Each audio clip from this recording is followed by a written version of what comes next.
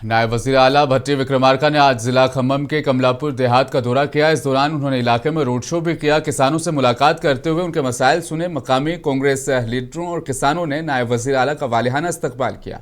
नायब वजीर आला भट्टी विक्रमार्का ने 10 लाख मेट्रिक टन के 2 गोदामों का भी इफ्तिताह किया। इसके बाद कमलापुर में एक अवामी जलसे से खिताब किया।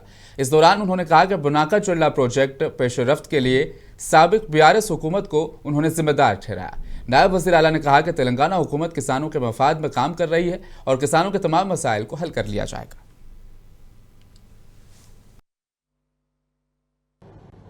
ఈ గోడౌన్ని 10 కోట్ల రూపాయలతో భూమి పూజ కార్యక్రమం చేసుకొని దాదాపు ఇది 10 మెట్రిక్ టన్నులు 10,000 5,000 తో కలిపి 2 గోడౌన్లు 10,000 మెట్రిక్ టన్నుల కెపాసిటీతో ఇవాళ ఈ గోడౌన్ కమలాపురంలో నిర్వహించుకుంటున్నాం।